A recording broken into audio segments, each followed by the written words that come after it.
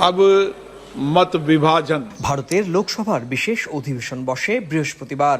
এদিন ৩টি গুরুত্বপূর্ণ বিল উত্থাপন করে বিজেপি এনডিএ সরকার।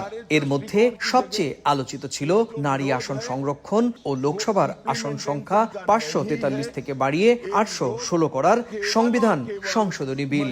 বিলটির পক্ষে ২৯৮ ভোট পড়লেও ২৩০ জন পার্লামেন্ট সদস্য বিপক্ষে ভোট দেয়ায় প্রয়োজনীয় ২/৩ সমর্থন পেতে ব্যর্থ হয় বিজেপি সরকার। এর মধ্য দিয়ে এক যুগের মধ্যে এই প্রথম পার্লামেন্টে ভোটাভুটিতে বড় হারের স্বাদ পেল বিজেপি। পশ্চিমবঙ্গ ও তামিলনাড়ু বিধানসভা নির্বাচনকে সামনে রেখে তৃণমূল ও কংগ্রেস একজোট হয়ে এই বিলের বিরোধিতা করে। তাদের অভিযোগ, আসন পুনর্বিন্যাসের মাধ্যমে রাজনৈতিক সুবিধা নিতে চাইছে বিজেপি। এদিকে বিল পাশে ব্যর্থ হওয়ার পর পরিস্থিতি মোকাবেলায় জরুরি বৈঠকে বসেন প্রধানমন্ত্রী নরেন্দ্র মোদী। দলটির শীর্ষ নেতারাও আলাদা বৈঠকে পরবর্তী করণীয় নিয়ে আলোচনা করেন।